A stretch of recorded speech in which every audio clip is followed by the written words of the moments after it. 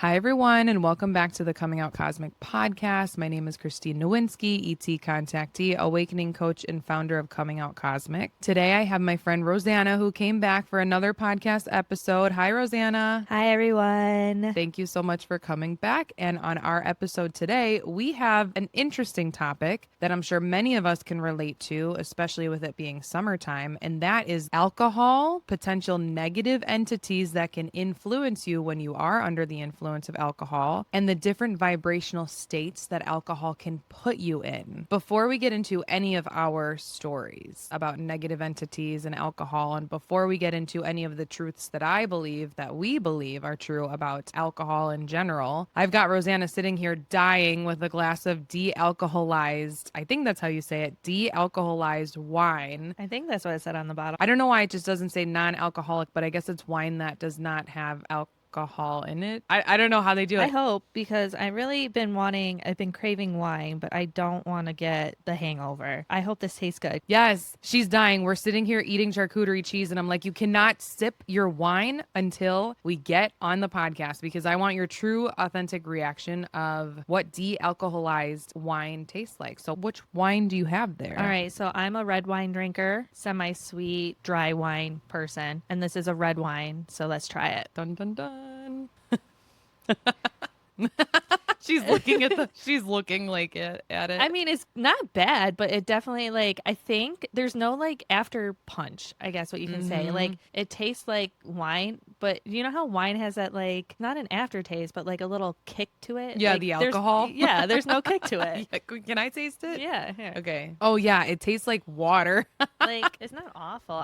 Isn't it new? Isn't de-alcohol wine new? Yeah, I mean, in New York State, we're in upstate New York. I did put one ice cube in it. Maybe that's why it's watery. Yeah, no, I don't think it's so bad. But over here, I have a sparkling rosé, All right. de-alcoholized. Are you ready? Yeah. That's good. You might Wait, like this one. okay, Try let me it. try it. Hold on. Because I'm not a rosé person, but It tastes actually like wine. that one is better. Yes. It has that little after kick to it. In the spirit of talking about negative entities and alcohol, we need to have some non-alcoholic beverages. Yeah, I just miss sipping wine, you know? There's a couple of reasons why we don't drink wine. And of course, one of the reasons for me is being pregnant, but we can talk a little bit more later on this episode about how the awakening process actually affects how your body interacts with alcohol. And so you might find that the more that you awaken, the less you actually want alcohol. My first question when it comes to alcohol and negative entities and how these can possibly be intertwined for you, Rosanna, is do you believe when somebody consumes alcohol, they are more susceptible to dark entities being around them, and why? Yes. I believe that's true because when you drink alcohol, you are at a vulnerable state. That is prime time for a negative entity to come into you and come into your life and attach to you. Yes, not only is it possible that they can attach to you, because alcohol is usually a lower vibrational substance. And so lower entities can come and attach to you, because if you are drinking alcohol, you could be lowering your vibration. This isn't always the case. We'll get into the high vibe cases in a minute here. But when you are more low vibe, drinking low vibe alcohol, and low vibe entities attach themselves to you, this is something that can happen when you drink alcohol. I feel like people that I know I don't know a lot of alcoholics, but the few that I have known and witnessed always seem to have attachments or are always playing victim, always have bad luck. Do you mean that these characteristics of them playing the victim, etc., come out more when they are drinking? No, I just think it's the entity telling them that they're victims. So you're saying that an entity can stay with you even longer? Yeah, I think sometimes if you don't have the power to get rid of them, they'll stay with you forever. Oh yeah, if you're stuck in a low vibe state. Yeah. Hey, if you guys haven't listened to the Mexican entity story that I think is episode number 2 on this podcast with my dear friend Kelsey, unfortunately she had a negative entity attach itself to her for 6 months because she was in a low vibe state for 6 months. She was able to get rid of it, spoiler alert. But I do agree that yes, people who are more low vibe, they could have low vibe attachments to them, and this could be perpetuated by alcohol. Yeah, or other things, but this topic is about alcohol today, so Alcohol is one of them. Now, I will also say, because you bring up the topic of attachments, and I'm a very visual person, so I'm trying to like think about somebody walking into a bar, they pick up a glass of alcohol, they're starting to drink it, they're lowering their vibration, and an entity comes and just attaches itself to them. Another thing that I think can actually happen is when you are under the influence, let's say, by alcohol, by drugs, etc., you can be more vulnerable and susceptible to other different malevolent beings actually, I believe, entering into your vessel. What that means for me, it's not just that they're attached to you, but they're actually entering into your energetic sphere. They're entering through different holes in your aura. They're entering through different energetic leaks. So they're not just attaching themselves to you, but they're also like entering into your vessel, which now brings me to the topic of, have you ever been in a situation where you were around somebody who got really, really drunk and they ended up not even being close to the person they have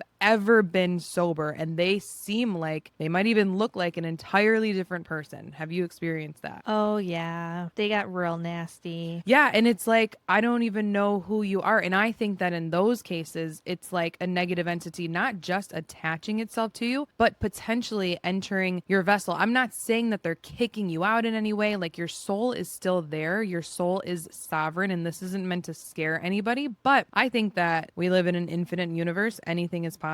And I think that they could actually enter your vessel. I also think, too, if you think about it, most of the time when people drink, yes, like during the summer is like to have fun. But a lot of people, when they're having a bad day or just in a bad mood, they're like, oh, I need a drink right now. Why is it that anytime someone's in a bad mood or had a bad day, why is alcohol always their answer, if you think about it? I've worked with people that have been sober, just don't drink in general, have a bad day, and they say, this job is going to get me to drink or something like that. Wait, I wonder if it is like parasitic thoughts or parasitic entities around them, just like planting those seeds and planting those thoughts like, oh, you need a drink, because once they do have a drink, it's easier for them to get in. Yes. Now, I do want to stop and have a little caveat here, a little bit of discussion about, I don't think that anybody is good or bad for drinking alcohol. I think that you can definitely have good high vibrational experiences with alcohol. Yeah, It's I mean, not, I still like having a drink socially here and there. and it's not to criminalize anybody who does drink. Heck, I used to love drinking, but I am pregnant right now. But I do think that this podcast episode can be looked at as a cautionary tale of what could potentially happen if you've realized that you turn into a completely different person when you drink. It probably literally is not you. Yeah, or if you drink because you're in a bad mood. I feel like that could just, again, be the beckoning of a negative entity telling you, like, oh, you need a drink so they can attach more. Or that could be societal programming. Yeah, I feel like they advertise alcohol everywhere. For every event. Since when did Everything. we start drinking at baby showers? Like, I just don't understand why there's so much alcohol advertised everywhere. You look weird if you're not participating in drinking an alcohol. I know people like want you to get on their low vibe scale, you know? And again, not every single alcoholic party or instance where there's alcohol is low vibe, but this tends to be the case because alcohol does tend to be a lower vibrational beverage. My family never really had alcohol in their fridge. I've never actually seen either of my parents drunk before. Wow. I've seen them have a drink here and there, but like I've never seen them drunk. I've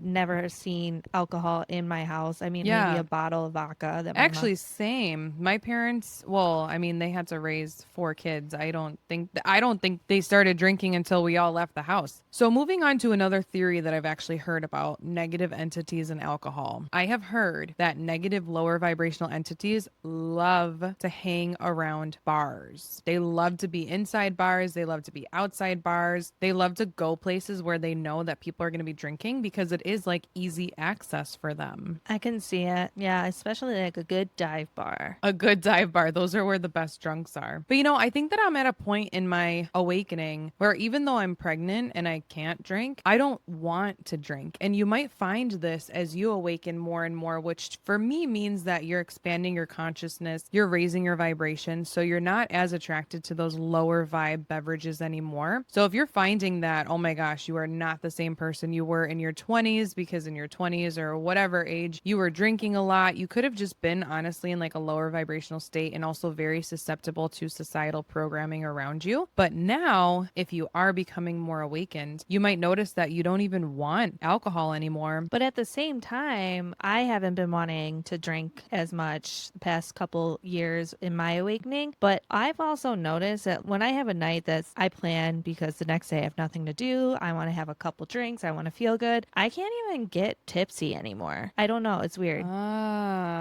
Oh, it's like your body is not even responding to alcohol like it used to. Yeah. And I don't know if it's because like I've heightened my vibration, I'm higher vibrational, and it's just like kicking it out. I think don't so. know. But then sometimes when you're around people too, this is the other thing, is when you're around people that are insanely drunk and you haven't even had a drop of alcohol, you can feel that. Oh my God, Rosanna, this is so funny that you mentioned this, because I went to a Mexican restaurant with Kelsey the other day. Oh my God, they have amazing fake margaritas with fake tequila. I have never heard of fake tequila before. I mean, I'm pretty amazed that we're drinking de-alcoholized wine right now, but fake tequila is a whole other thing. By the end of the night, we each probably had about 5 drinks. Mine, of course, were non-alcoholic, but Kelsey had alcohol in hers. We were there a couple hours. I was actually a little bit concerned because I thought that the waitress had actually put the real tequila in my drinks, because I felt so buzzed. I felt drunk. And you're right. So for that, what do you think that phenomenon is? I feel like that's like clairsentience, which is where you can feel other people's emotions, moods, and all that stuff. When someone feels drunk and you're around them long enough, you probably can also feel their drunkenness. It's like when you're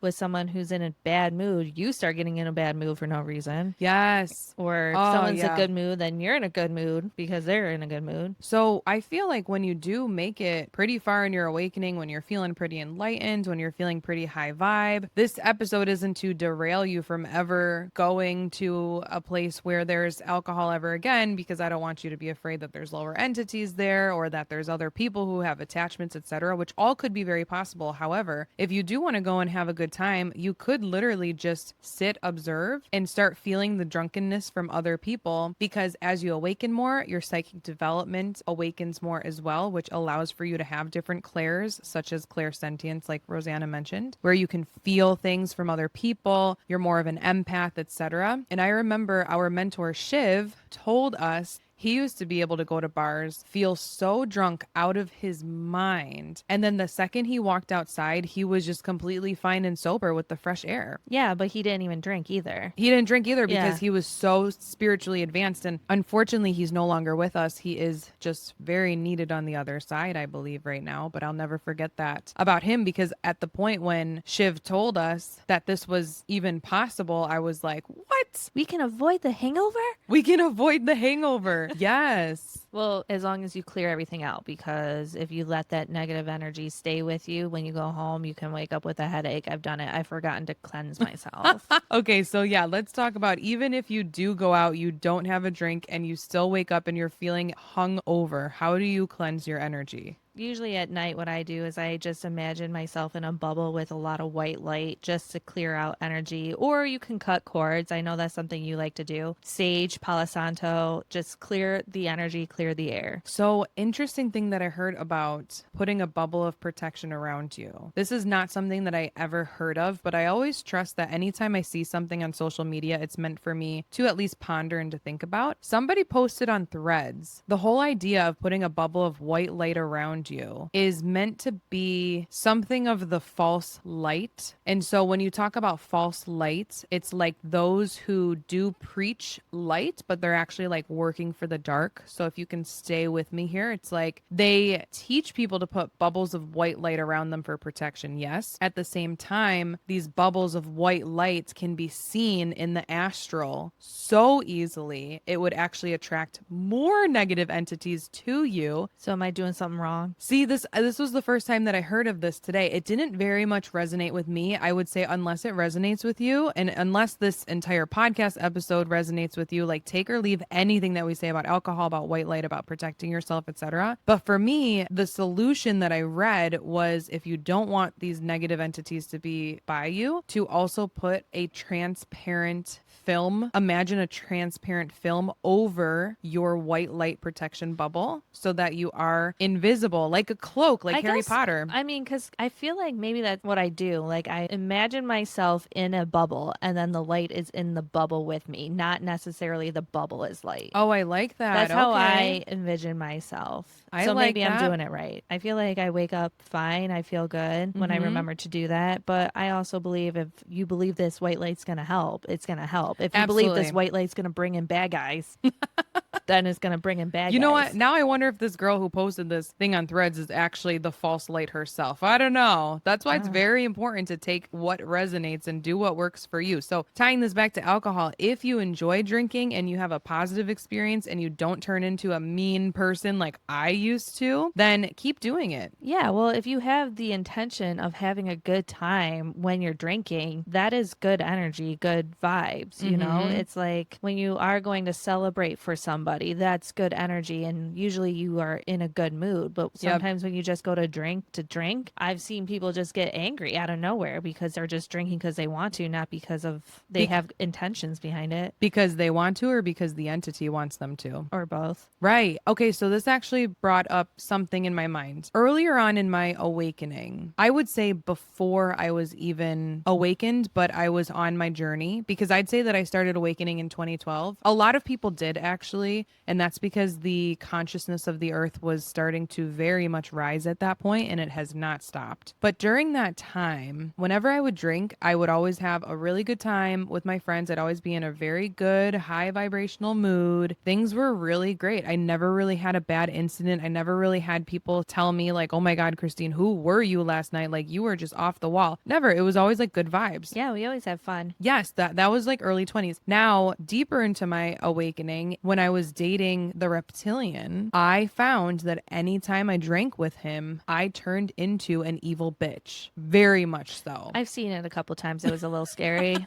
And so I think, and I'm getting the chills as I say this, so this is just validation from spirit. I think what happened to me when I was drinking in that low vibrational environment, because reptilians can be very low vibrational, not always, but they definitely can be. When you're drinking in that state, you're more susceptible, you're more vulnerable to their influence. I feel like I was being very much influenced by the reptilians when I was with him, when I was drinking, and I did some things that were like, who the fuck did that? Who is that? But I also feel like not that he pressured you to drink, but he was also like feeding you too. Like not that he was like physically feeding you, but he would be like he would always have like wine or there was always Yes. something and he would like give you Yes, reptilians love the low vibrational vices. They love drugs, they love cigarettes, they love all of the low vibe stuff because it does work to dim your light. And so looking back, I think having gone through that low vibrational experience with alcohol during such an incredible awakening period in my life, because at that point I wasn't super into reptilians or aliens. I actually didn't really know about them, but just reflecting back on all of that, it just makes me not want to drink, even though in my early 20s I had such fun drinking. But in my early 20s, I was not nearly as empathic or as psychic or as intuitive as I am now. And I think my body would flat out reject it. well, that's why I can also appreciate all these places now doing things non-alcoholic so you can participate in social settings. You have fun mocktails now. You have you said non-alcoholic beers, the Yes.